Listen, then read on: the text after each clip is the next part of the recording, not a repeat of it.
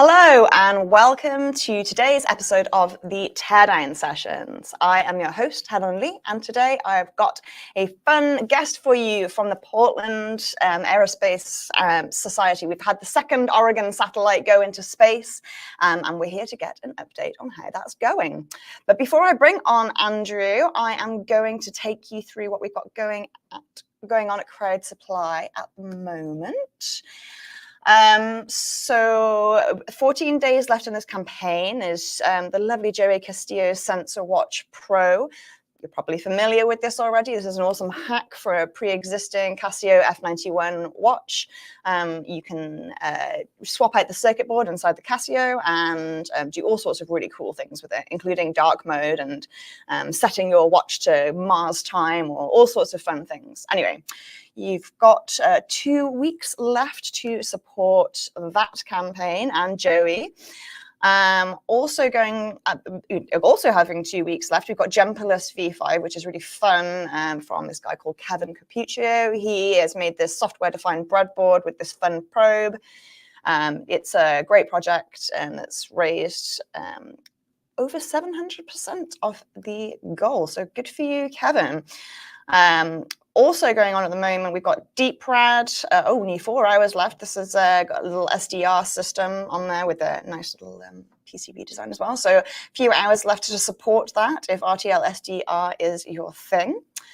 Finally, we've got Thunderscope, which has done really, really well. That's from Alexa. It's like a software-defined oscilloscope, basically, and it's got a huge, amazing software community around it as well. And we love seeing how popular this is. And again, 2 weeks left to support that one. Already very successful.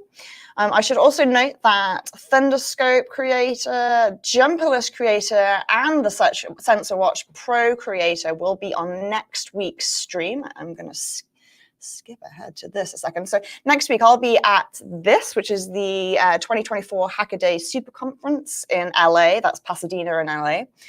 And a bunch of our creators are going to be there. I'm going to be doing a stream on Friday, so not the normal Thursday. It'll be on Friday during the conference.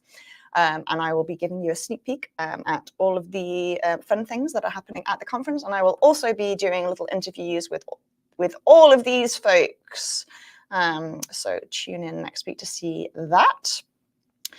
Okay, so that's what we've got going on at Crowd Supply right now. I wanted to say thank you before we bring on our guest to our stream sponsor. This is Qorvo's RF Accelerator program that we run.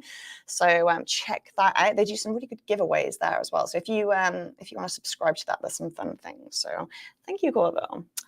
All right, so without further ado, let's bring on my guest. Let's bring you on. Here we go. Hello, Andrew. Nice to see you. Hey, Helen. This is exciting. How are you doing? Yeah, thank you for joining us. Let's talk space. Yay. Yay, space. So actually, before we talk space, why don't you introduce yourself and tell us a little bit about the project that you're running there at the Portland State University. I'm Andrew Greenberg. I am a senior instructor, whatever that means. I like to tell the kids that I'm a fake professor of electrical engineering at Portland State University in downtown Portland.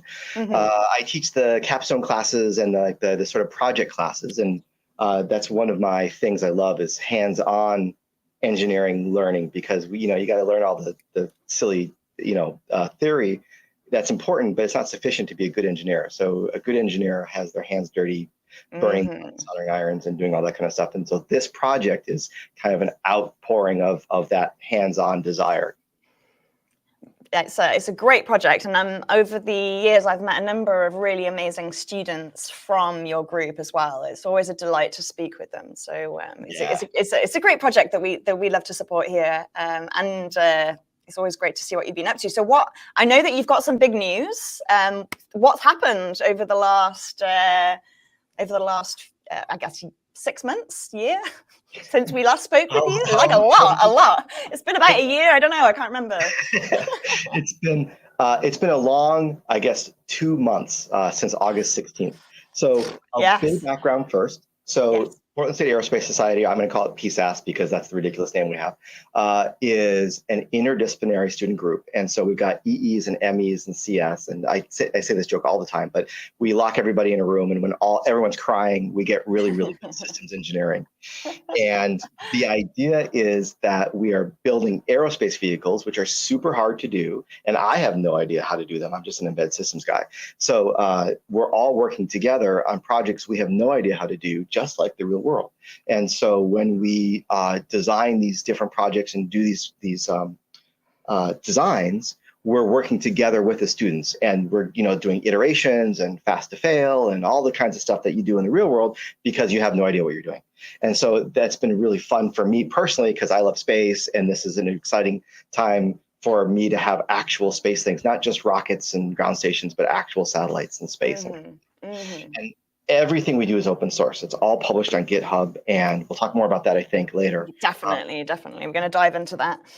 But the open source is a really big component of our group because people who do educational aerospace and aren't open source are a bunch of jerks.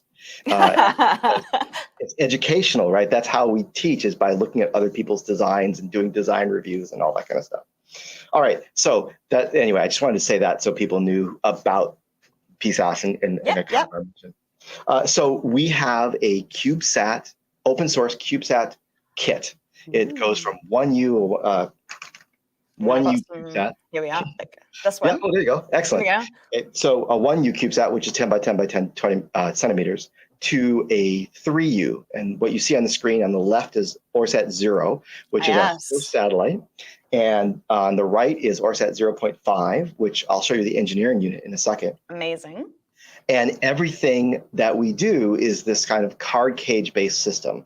So here's a kind of visible ORSAT. Let me spot you a second. Okay, go.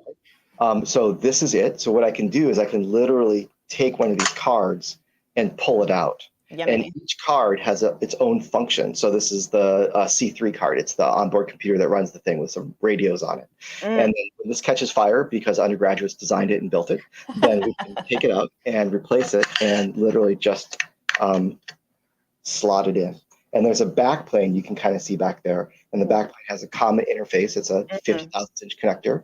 And each one, and all the RF is back there too. We're kind of racist against wires. We don't like wires. And so even the RF is on the backplane. Those connectors that you see right there, those are SMPM RF connectors. So everything. Oh, nice. Yeah. And so, why no wires? Is that a space thing? Yeah, after doing rockets for so long and having so many failures with wires, and the inability for us to figure out how to actually strain relieve wires, we just realized it's not only is it bad for vibration, but it's just really bad because it flexes and you're doing development work, and then it catches on stuff and pulls itself out and all this stuff. And so anything we can do to quickly and easily swap components out is a huge win for us. So yeah, so everything is just a card. Now I've seen ORSAT 0. It came along, in fact, to I think the first hardware happy hour I ever ran in Portland, which has been somewhat improbably like 3 years ago or something. Yeah, that's right. And one of my March 2022 is when we launched. Yeah, so one of my favorite features about the original ORSAT was the antenna. Oh, yeah. Could you explain a little bit about how that works? Because I think people really might enjoy the mechanics of how that works. So for you RF geeks out there, wait, does Crowd Supply have RF geeks? Sorry. Oh. What? Listen, we've got geeks of every flavor. You name it. We've got it. We've got it, I'm particularly impressed with the RF people at Crowd Supply. All right. So this, again, this is the engineering unit. Usually there's a cover here, right, with solar panels and all that kind of stuff. But this is a tri-band quad element turnstile antenna. It's an omnidirectional antenna. And it's got UHF for transmission. So from the satellite to the ground is 436 megahertz. From the ground up to the satellite is 1.2 gigahertz. That's this guy right here. And then this is just for show one, but it's actually a GPS. It's L1, so 1.5 gigahertz. And the problem is, and yes, these are literally tape measures. We found the absolute cheapest tape measure on Amazon, and we use those because they're just right.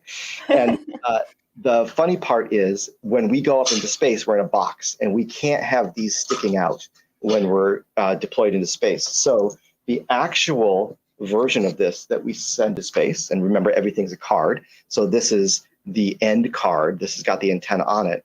This is that same thing. And you can see the antennas are all kind of curled up in there, just like a tape measure. These are the doors. That line right there is actually nylon fishing wire, literally from like, Talbots or whatever it's called, fishing supply.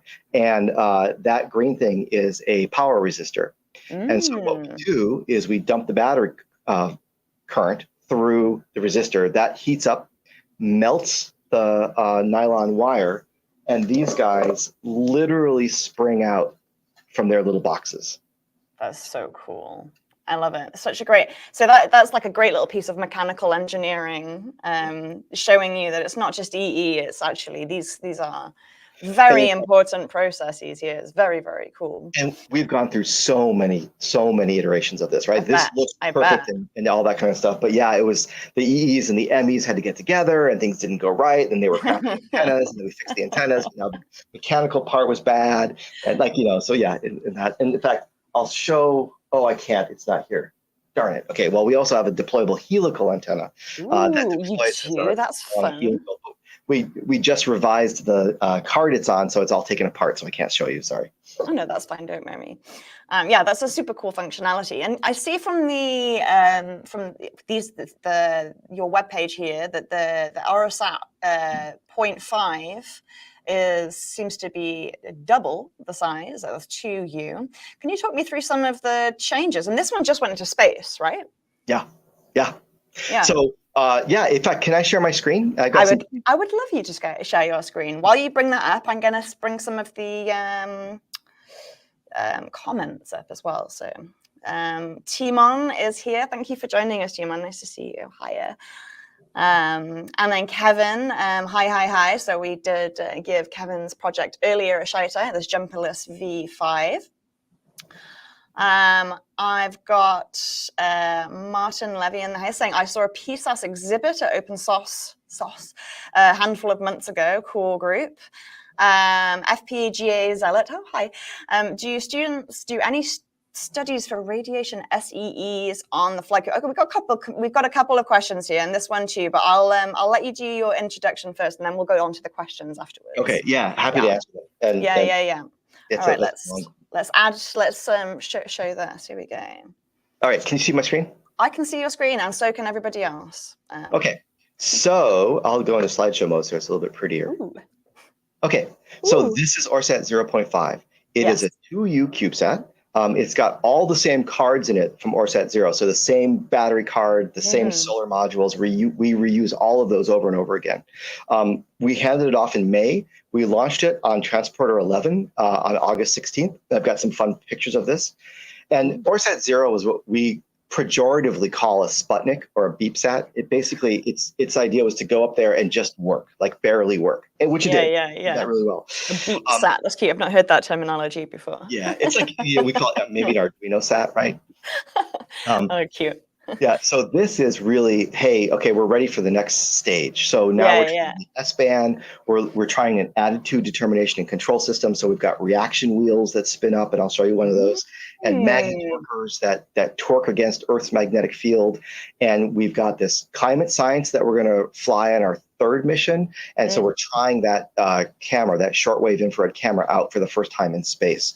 So this is called a technology demonstration mission, where we're just showing that these things work and they don't catch fire. Important. Yeah.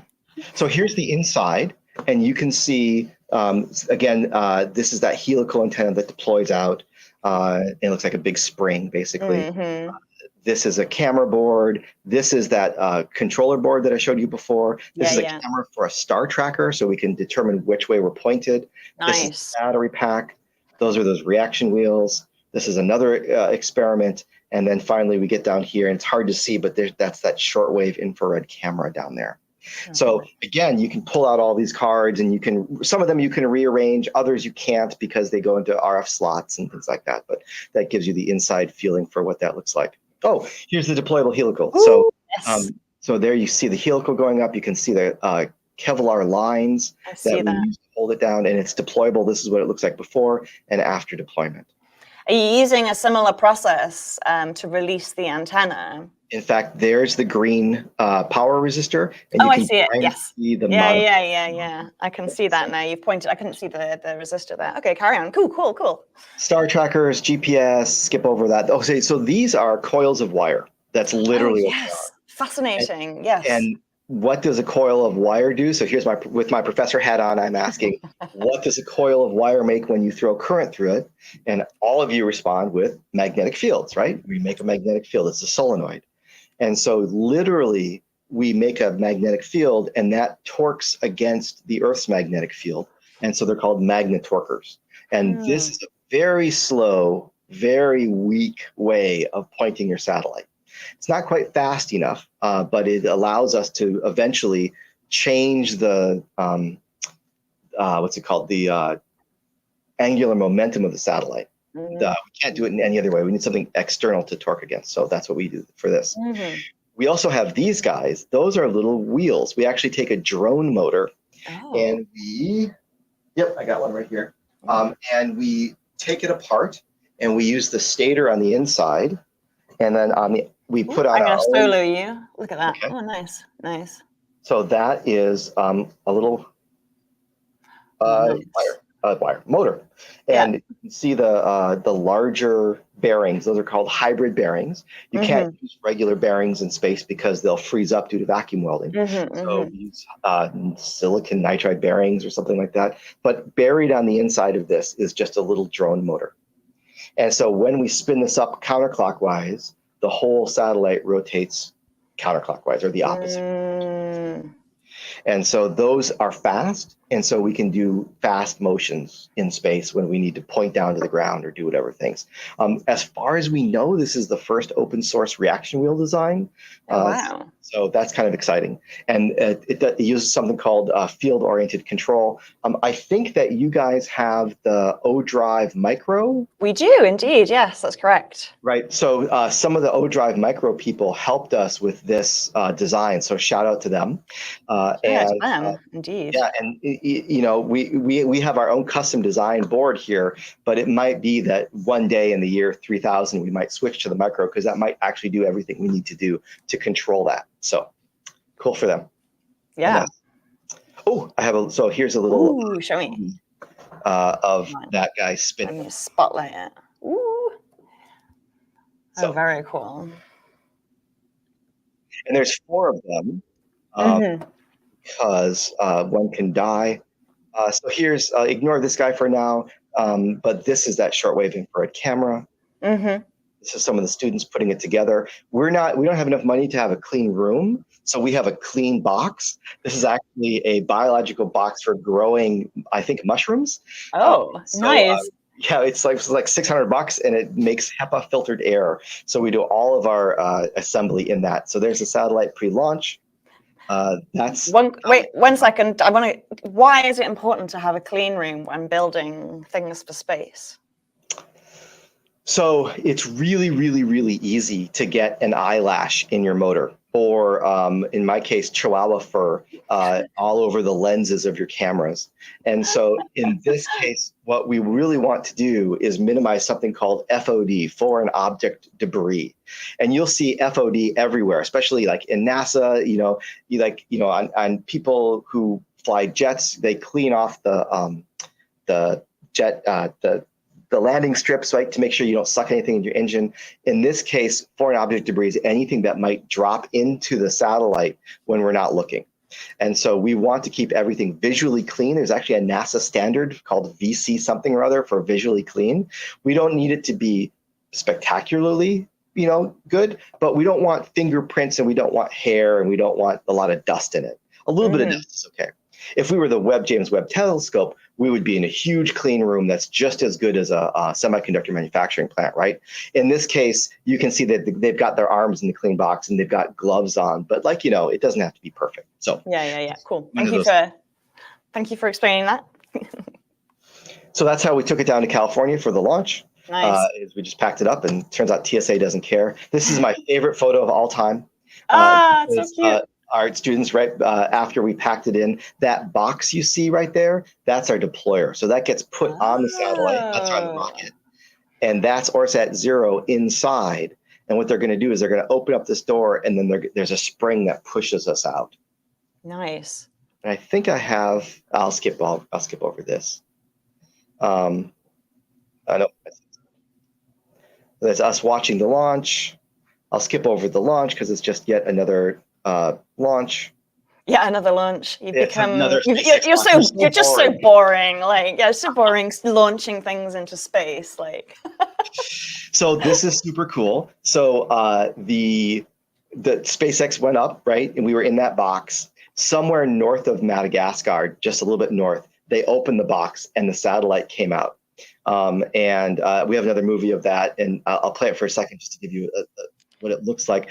Unfortunately, we were next to a defense satellite, so they can't show us at all, which is really too bad. But it looks like this. This is the upper stage, and we're in a box just like that.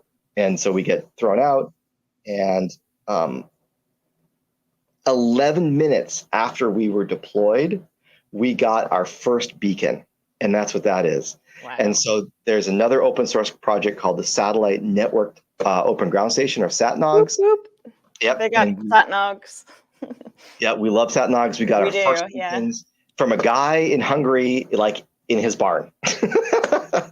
So thank you That's to so cool. I love SatNOGs so much. Oh. Like, what an amazing open source project. We would be dead without it. In fact, most university groups would be dead without it. You want to give a couple sentences on what SatNOGs actually is, in case people aren't aware? SatNOGs is an open source project from LibreSpace, and it is plans for making your own satellite ground station. So you can make simple ones with an antenna that just looks up, connected to a Raspberry Pi. You can make a complicated one like this one that actually points a high gain antenna. But they take care of everything for you. They have an image for a Raspberry Pi that uses an RTLS SDR. They have a whole network that you upload it into. So this is part of their user interface. And in fact, this is part of their user interface. This waterfall plot of radio frequency at 436 megahertz, they do this all for you. It's just incredible. Yeah. And so we use that because it's literally a free open source satellite ground station. And I encourage everybody to go, no matter where you are on the planet, go build yourself a SatNOGs thing, put it up on your roof, and help out the other university and other open source satellites that are using SatNOGs. Yeah, absolutely. Thank you. I just wanted to do a good shout out for SatNOGs. It's really it's the foundation a lot of the open source space projects. Like, we really couldn't be doing a lot of the stuff that we're doing in space and open source if it wasn't for SatNOGs doing what they did first. That idea of open source infrastructure is such an important part, and really LibreSpace has paved the way for all of us. So I have some sad news, so everyone get ready to cry. ORSAT 0, after 2 years in space, became Oregon's first meteor shower on September 29th. That's sad, but also kind of beautiful. That's right. And so for a brief time, we had Oregon's first constellation when ORSAT 0 and ORSAT 0.5 were both in space at the same time. Did you decide what they looked like? I mean, right. There's only like a 2-star constellation. I suppose we've got Ursa Minor as a 2-star constellation. That's right. Yeah, like it's like and appropriate as well for Oregon. There's a lot of That's right. Yeah. Everything's artisanally hand built. Exactly. Yeah. So ORSAT 0 re-entered. ORSAT 0.5 is still in space and should be in space until late 2025, early 2026. Wrong. Late 2026, early 2027. It's about 2 years or so. And interestingly enough, we've gotten the data back. We're working with ORSAT 0.5. We have some issues with it for some reason. Well, we know why. For a reason, the batteries aren't charging. They're discharging very, very slowly despite the solar panels. And we know why, and it's a long story of many things not going quite right.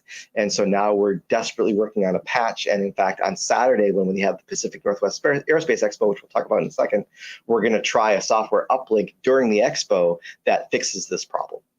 And so That's everybody, very exciting. Cross your fingers, but we think that the software patch will fix it, which is good. Very cool. Anyway, so that's ORSAT 0.5. So That's very exciting. All right, let's stop sharing. Okay, I'm gonna just remove that. I'm gonna ask some questions now, if that's okay. So FPGAs are like, does any students do any studies for radiation SEEs on the flight computer? No, we're asking the person who wrote that question to grab one of our flight computers and go test it, please. Thank you very much. Because you used the phrase SEE, which means you know what that means, which means don't you really want to come help us and that yourself? Cal Poly Pomona is another big open source student group. They're called Bronco Space, and shout out to them. They're one of our partners. They are doing some radiation testing. We have. Oh, sorry. I love. This is our flight computer. Let me spotlight you a second. This is a point to this. That's an Octavo chip. So that's basically a pocket beagle on our board. Nice. There's one radiation tolerant part on the whole circuit board, and it's this one right there, which is just a quad comparator. It's $150 for a radiation tolerant part. Everything else is automotive grade. And then over here are a bunch of radios. And there's an SD card, but we don't fly that. We actually run it off the eMMC off there. And this board, Cal Poly Pomona has one of these boards to do single event upset. They're called, single event effects, SEE, radiation testing on our board. It turns out in low Earth orbit, we're protected by the Van Allen belts. We're below the Van Allen belts. And so there's not as much radiation as you think. Yes, we have a watchdog timer because stuff is going to lock up. We're going to get bit flips, but it's not bad. If we were above or in the Van Allen belts or geostationary, then we have to really worry. And we're talking right now about future cislunar and other missions for ORSAT. And so now we're starting to go oh God, now we have to really worry about this and all that kind of stuff. Nice. All right, another question we've got: when will we extend Meshtastic to satellite? So there's a experiment on this called DX Wi-Fi, and DX Wi-Fi DX stands for long distance and ham radio, everything on our satellites are ham radio, amateur radio, and we're going to do experiments. That helical antenna I showed, that's a 2.4 gigahertz S-band antenna for Wi-Fi from space. So we're going to be doing some Wi-Fi experiments. And that, I don't know if it's going to be Meshtastic, but the idea is that we do some S-band experiments so that we can get an S-band. Eventually, I don't want to go into this unless you want me to talk about it, but we're going to have a statewide STEM outreach to the third satellite where high schools build their own receiver, S-band Wi-Fi receiver, and they're going to get live video from the satellite in space down to their high school. Exciting. Cool. Cool. I guess maybe I should talk about it because guess who's distributing the kit? A good point. I couldn't. Oh, wait, hang on. Here we go. Go for. Why don't you? Where is it? Here we are. I can't find it. Oh no! I'm going to remove it while I find the actual page. I've got it in one of my tabs somewhere. Good. So this is the current prototype for it, and then you'll see a helical antenna. We just prototyped our own board with a little Raspberry Pi or maybe a Pocket Beagle on the outside, a little USB Wi-Fi adapter, bunch of LNAs from Corvo, of course, and that whole thing that the students buy the circuit board. There you go, excellent. Or they buy the kit, or they do the circuit board themselves because of course it's open source, and they use that to receive the video image over Wi-Fi from space. Yeah. And when's that coming out? So the experiment for that, the technology administrator, 0.5. So we're going to try it on 0.5. That's not until 2026. So we think ORSAT 1, which is the original ORSAT project, that's now slated for Q1 2026. And we're just working with nanoracks in the eye. It's going to deploy off the International Space Station. Mm-hmm. And so we're starting to work with NASA and the Exciting. ISS to get that deployed. Have fun. All right, we've got more questions. Lots of really interesting questions, actually. So Martin Levy, hello, Martin. Questions, what GPS, GNSS chipset do you use and how does it work at orbital height? I thought that commercial chipsets were height limited for security reasons. Nice Not call. wrong. Okay, let's see if I can whip out the GPS receiver. Hold on. Yes, this one says needs Octavo replaced. So this one's not working. And if I were less embarrassed, I would show you. Literally, we have a box full of dead circuit boards. Because Why be embarrassed by that? So this is our GPS receiver. It's an Octavo, as you can see, and that's where the RF comes in. There's no thing on it right now. No SMPM connector. That goes down to an LNA and a splitter, and go to two different GPS chips. We go to the SkyTrack Orion, and this SkyTrack Orion has special firmware specifically for university groups. Oh, interesting. And so it isn't covered by ITAR. And so that one you can buy as a university group and throw on it as a commercial off-the-shelf GPS receiver. However, we would like an open source receiver, thank you very much. And so this chip right there, which is literally missing because we didn't have it when we reflowed, is a MAX 2771, I think that's the chip number, and that's a single chip SDR receiver. And so we get the 1.5 gigahertz L1 coming in, and then we get I and Q data coming out from that. Nice. And one of the reasons why this is an Octavo is that we use the PRUs, the peripheral real-time units, I think they're called, on the Satara inside there to grab that real-time IQ data and then process it in an open source project called OpenGNSS, I think it's called. And that is how we're going to do open source GPS. And the interesting thing is GPS works way better in space than it works on the ground because the ionosphere doesn't bend the radio signal. So we get direct from line of sight because the GPS signals are in MEO way up at like 30,000 kilometers away or something ridiculous. Makes sense. Yeah. T-Man saying, very cool. I love seeing such great engineering using off-the-shelf parts from consumer tech. Now, this comment came in when you were showing the little drone motors, which was very cool. Yeah. We don't have. Yeah, again, like the open source ethos is how can we use COTS parts, automotive parts, other things, and abuse them into being space rated? Yes, absolutely. Very cool. Another question from Catalin. Sorry if I'm butchering your name. Have you built satellites for tiny GS as well? We have not. LoRa actually, so tiny GS is a ground station like SatNogs for LoRa. LoRa actually has some issues with amateur radio, and it is kind of unclear whether you can use LoRa as an amateur radio person. You can use it as it is, but under the amateur radio license, you might not be able to, which would open a can of worms for us. So we've not used it. That said, Cal Poly Pomona Bronco Space uses LoRa, the Hope RF, I think it is, radios, and you can use Tiny GS or SatNox for that. Tiny GS is adorable, that's for sure. They're these little teeny tiny ground stations, which is cute. That's cute. That's real cute. And Timon's got a couple of questions here. So how do you transfer software to the satellite? Like, what's the setup involved? Do you use someone else's radio, or do you have a custom radio? How does it work? Can I share my screen again? I would love it if you would share your screen again. Great question, Timon. I meant to ask that earlier, but we made the conversation moved on. So thank you for asking that question.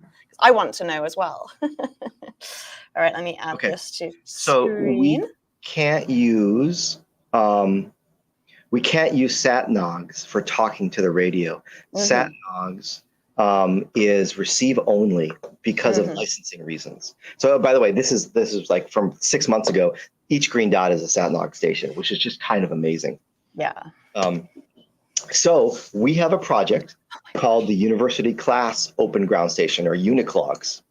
And UniClogs has the most adorable logo in the history of adorable logos. That's a helical antenna with a unicorn wearing clogs. That is actually very cute, yes. So uniclogs is a layer on top of satnogs, and it's transmit capable. It's much more expensive. A satnog station is like $100, right? But we need something that's reliable, that can be out in the open, has high gain antennas, is pretty sensitive, and so we created the uniclogs project to go on top of that. We've got 2 other universities building uniclogs right now, and we're hopeful for more people and more universities. It's a little expensive, instead of $125,000 or $150,000 commercial station, this is more like $10,000 or $20,000. And we're working on version 2 right now. That's through an ARDC grant, and we're moving up from UHF to S-band and X-band. So we're moving towards 10 gigahertz. And we've got some other people working with us on that, which is pretty great. And so that's the uniclog project. That's how we do the software update. There's a bunch of stuff you don't see. This is just the physical hardware, right? We have a bunch of Linux servers, and we use a bunch of Python code on top of it to send packets from our Python scripts that create something called CFDP. What does that stand for? Something File Delivery Protocol, which is a Consultative Committee for Space Data Systems, or CCSDS. I mean, there are all these standards, right? Many acronyms and many standards, so many of them. Last one, so I'll stop sharing my screen. Very cool. We're trying to use these standards that other more professional CubeSats and small sats use. And so we're using CCSDS, CFDP as a protocol to get the bits up there. The radio itself is, upload is 60 kilobits per second and download is 96 kilobits per second. Again, just FSK or MSK in our case. And we just use these protocols that are called delay tolerant protocols because, who knows if it's going to get a packet and who knows how long it will take. And it might be like 3 or 4 passes over Portland before we get the full software update. And then once it's there, then we have to run a bash script to run an update. And then if it's a bash script updater, if it's our Debian, we run Debian Linux. So if it's a Debian package, then we have to, run app. So there's different ways of doing the update depending on what we're updating. Yeah, very cool. So Chiman says he loves the logo of the sat-clogs. It is an adorable logo. And also that there is so much more fundamental engineering going on in this little thing that I could have guessed. This is why I have no hair. Yeah. Oh, gosh. All right. FPGA Zealot replied saying, good luck, and I hope you can share radiation and orbit data. And he's also said, I support the use of SolarFire's SoCs as flash-based FPGA with RISC-V, but cost and complexity is costly. And Micro has been doing some cool open source space stuff for it. I didn't know that. That's cool. Thank you. Thank you. Yeah, thanks for sharing that information. We're actually vaguely excited about PolarFire SoCs, and we are very excited about RISC-Vs, and we're very excited that ORSAT 8 or 9 or 10 is going to be a RISC-V microcontrollers with SPE, single pair Ethernet. We currently use the CAN bus, controller area network bus, and there's few other technologies that we have a more love-hate relationship with than the CAN bus. And so switching to single pair Ethernet will make us all happier people. Good. I'm glad to hear it. We like happy space people. Yeah. All right. There's our questions. Let's go back to our chat. So let me just bring my page back up because I really wanted to talk to you. So we've talked about the launch. We talked about the different satellites that you're working on. I wanted to talk about open source, but before I forget, I want to make sure that I give a big shout out to, where is it here? So this is happening this weekend, right? So before we talk about open source, can you tell us a little bit about what this is and who's welcome? Yes, absolutely. And thank you for that. This is Pacific Northwest Aerospace Expo. The students actually run this and have 5 speakers coming in, and it's both streamed live on YouTube and it's local here at Portland State University. We encourage you to come down because you can come down and you can actually see all this stuff live in person. We'll give tours of the rocket room, which is what we call it, in our rockets and satellites and ground stations and things like that. And we've got 5 great speakers. If you don't mind scrolling down just a little bit. I think I can manage to scroll down. Let's see. Here we go. How far? Tell me when to stop. Go down to the risk schedule. Excellent. Schedule. There we go. So The first talk we have is about interstellar propulsion using plasma magnets, which is actually a real thing. And in 2 years, I may have exciting announcements about whether or not we're using plasma magnet propulsion on ORSAT, which is very exciting. Can you tell me, scroll back, what is more? Tell me more information. What is this that you're talking about, this magic? It's a technology I've not heard of. So it's magic. And so I can't even talk about it because I don't even understand it. Essentially, you all know solar sails. Yes. Okay, solar cells use photon pressure, right? Yes. So a plasma magnet creates a current in the local plasma around the satellite. And then the plasma from the solar wind, not the photons, but the solar wind, interact with that. And the really interesting part is your plasma shield or sail or drag or magnet, whatever you want to call it, that interacts with the plasma in such a way that it grows as the farther you get away from the sun. So it does this really interesting thing where you get sort of a constant push from the solar plasma. Now, I'm way out of my depth, so I may be completely going this wrong, but we're very excited about this because this is simply a loop of wire with a current in it. That's something we can do. And so we currently joke a lot about our ORSAT 2 is going to Jupiter because, like, you know, that's a good joke, but we found this guy at Professor Andrew Higgins from oh my gosh, McGill, sorry, in Canada. And he's researching all of these interstellar drives. And this is one of those. And he's like, yeah, I wanted to make my own CubeSat. So we're starting to work with him. So he's going to give an introductory lecture on interstellar drives and the plasma magnet. That sounds fascinating. Oh, it totally is. Yeah. And you say it's going to be streamed live as well? Yep, on YouTube. Oh, very cool, very cool. If you go to our website, there's a register. When you register, we'll send you the link to it. When we start. Nice. And then we have Professor Nadeau. She's giving a talk on micro extremophiles, like that might be living on Europa and other places. She does some really cool research on understanding those extremophiles. And then Dr. Caldwell is going to talk about autonomy and automation on spacecraft, which is really important. That's that's a thing that people are bad at. And then our friends from Bronco Space are going to talk about their $1,000 to $2,000 1U CubeSat open source kit, which is exciting. And then I'm going to talk about PSAS update, what's happened in the last year. So which you guys have already heard about. Yeah. We've had a sneak peek of that today, haven't we? Yeah. And the answer is a lot. You've been up to a lot this year. Busy beavers. Very, very busy beavers. Right. So that looks really, really cool. I just wanted to make sure that everyone was aware of that. And it's really cool that it's student-led as well. Yeah. It's really awesome. All right, so I would like to talk. I know we've oh my gosh, we've been talking for so long already. It's flown by this session. Always love talking to you. I would really love to talk about your approach to open source. Firstly, I wanted to ask. There's two things I really want to cover here.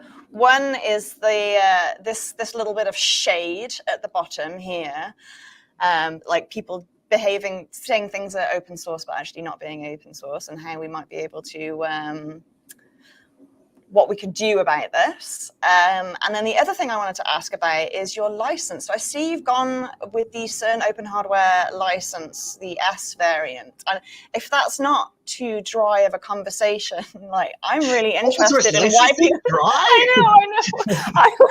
I'm sorry. I really love understanding why people choose the licenses they do choose. And I've been seeing the CERN Open Hardware license like increasingly in being the license of choice. In hardware. So I'd be really curious to hear your thought processes behind this. But I guess we can take a step back here and be like, why are you interested in open source, and why do you think it's really important to have good open source values in this particular field? Well, anybody who's in education should be open source, and I think that you have a moral obligation to be open source. But that's just me. Not that I'm going to get all political and communist on people, but I am an open source fascist communist. I don't know. Pick your left or right. I'd say a communist. We're like information communists, really. Yeah, there you go. Okay, yeah. You can't really say that in America. It's not a fun joke. Like, it's not cool. Like, what do you mean? Yeah.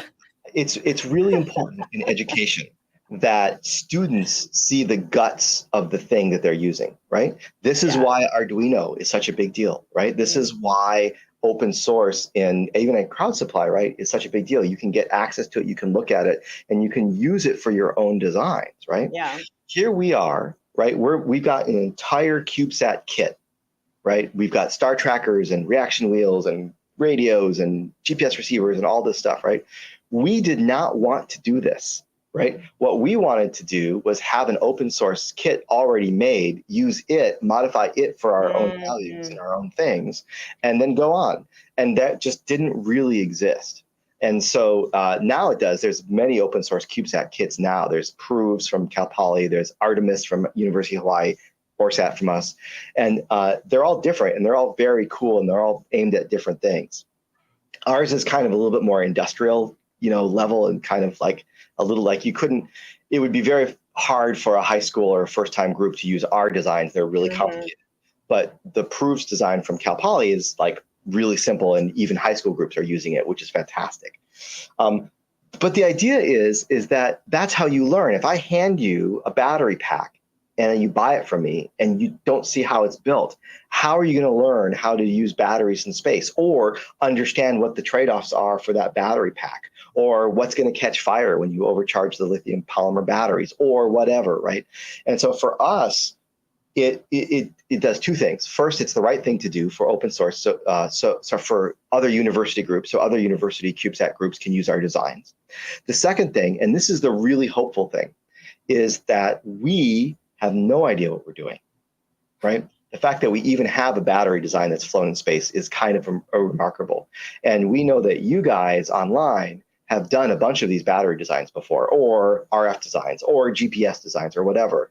And so when you take your expert eyes and you look at our design and you say, oh my God, that's garbage, and then you take it and you make it better, and then you fly that, then we are so excited to grab your design and make our design better, right? So this idea of, okay, no one else has done it yet, and so we're stupid enough to spend almost 8 years of developing this infrastructure, right? And now we're open source because we want other people to make it better, and all this. So that's a really important part, and it's just as important for we collaborate. So University of Washington has a star tracker program. They're writing their own open source star tracking software.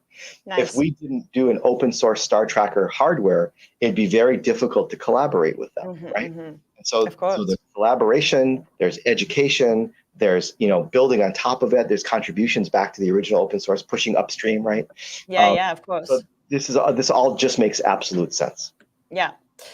Another great question from Timon relating exactly to what you just said. Do you have a process for outside contributions? Like, how do people who are not part of your university, how do they actually get involved, and how do they contribute?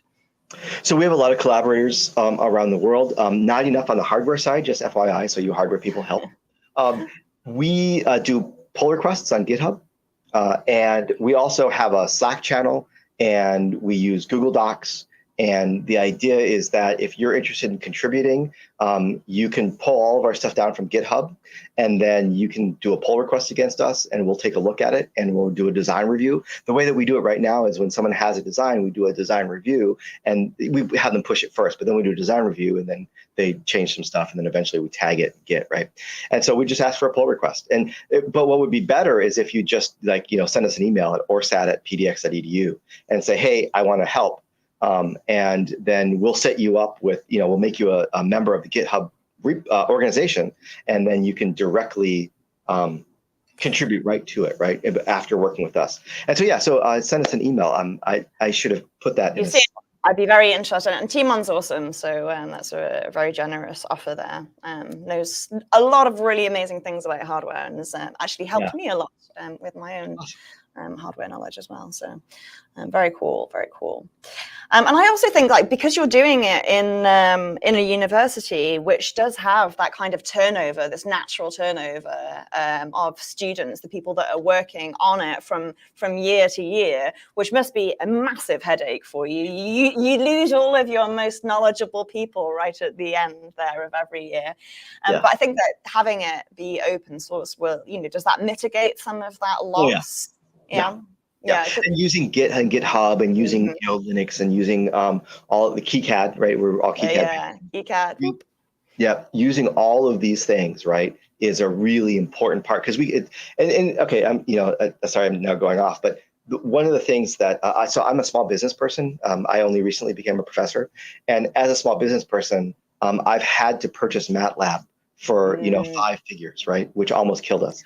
I've had to go and purchase SolidWorks licenses and things like that, and as a small business owner, it's so expensive, and so part of the open source ethos is also to provide tools to people that are industrial strength enough to use that they can then take with them to their small business. So the things that we teach in this project, the students can go out in the real world and use, right? And that's a really important thing because MATLAB is great and it's free for students. It's sure as hell not free for small businesses, right? So it's like one of those things where and I shouldn't throw shade at MATLAB, they're great, but at the same time, it's like, I can't afford that, right? And so that's part of the open source ethos is also the sort of not only collaborative, but available tool set.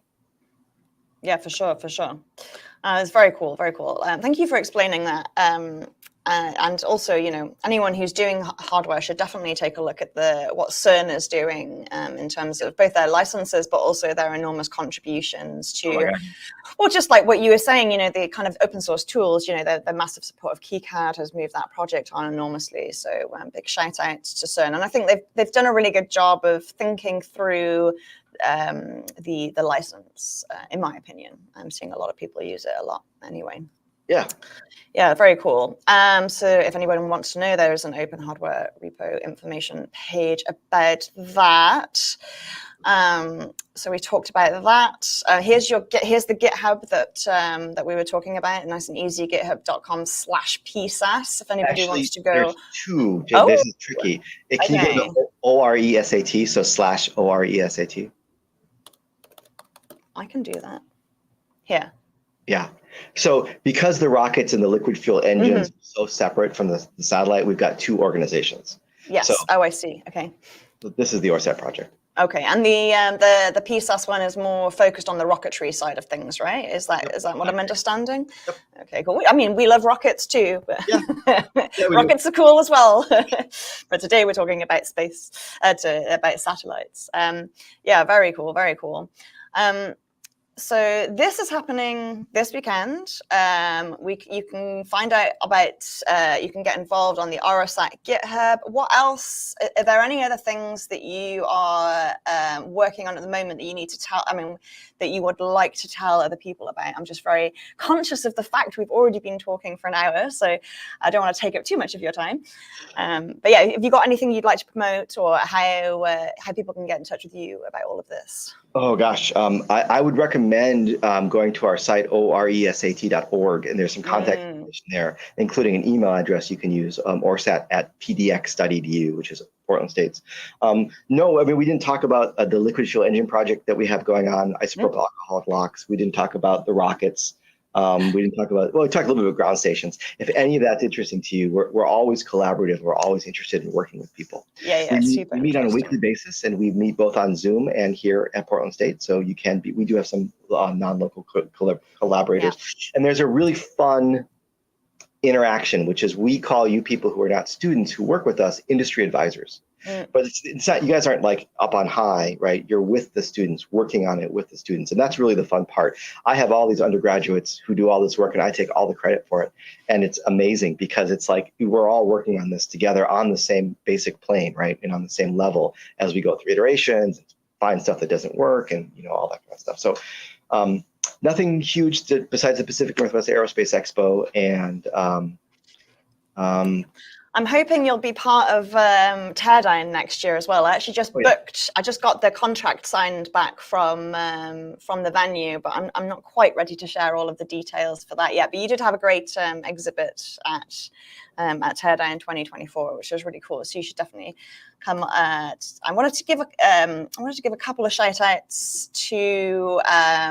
So this is where you were last year at Teardown 2024. That was 21st through 23rd of June, which was it was really awesome. I have signed the contract for Teardown 2025, which I hope you'll be at, and it'll be Basically the same weekend, but more details coming on that soon. If you want to, so we will be launching Teardown 2025 or opening it up, the CFP in the next week or so. So if you want to get a half-price ticket or be notified when the CFP comes out, you can go to our newsletter and sign up, and you'll be the first to know. We've got some pretty exciting keynote speakers to announce this year as well, which is pretty cool. So yeah, that's 2020. And where I was like, oh, this is happening this weekend as well. Did you know that at PSU is the B-sides? What? Yeah, it's happening this weekend. Oh my God. Yeah. It's happening this weekend at PSU. That's great. It escaped my knowledge. I got a message from Joe saying, oh yeah, this weekend. I was like, how did that happen? So yeah, B-sides PDX is happening this weekend as well. I did want to give them a shout out while I have you. So that's very cool. So yeah, I mean, we've got all sorts of things happening this weekend. We've got B-sides, we've got the space thing, and then next weekend is SuperCon, and next weekend we'll also have Teardown announced as well. So good Lord. Very good. I know it's all go at the moment. All right. Well, Andrew, thank you so much for coming on. We are already at 1 o'clock, but I feel like it went by so quickly. I've got some very interesting pieces of information from you, and thank you for sharing your updates. Is there anything else you'd like to say before we finish the stream? Only thank you for running these streams. I love these streams because they're so much fun to just hear creators, right? You don't always exactly an informal way to just chat about stuff, and I really like that. So thank you. I love it. Thank you. I mean, I really like chatting to people about what they're up to. I've got a broad range of interests, and it is I feel very lucky to be able to just sit here and ask the questions that I want to know for the public good. Like, it's not. Yeah.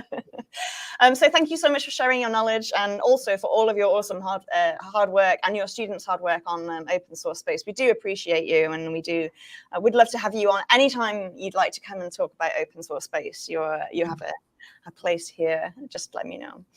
All right, and Timon says this is very interesting. There's lots of people who turned up today, so thank you everybody who came and gave us your comments and asked us your questions. Always makes us feel loved and left alone when you come and keep us company, so thank you so much. Next week I'll be coming to you live from LA, from SuperCon. That is next week. Oh my goodness, how is this happening? Time is going away this year way too rapidly. So yeah, there's that, and then in 3 weeks' time, I will be speaking with Greg Stiert from Intel's Altera program. So join me to find out how to do some cool stuff with FPGAs. Yeah, some good stuff coming up.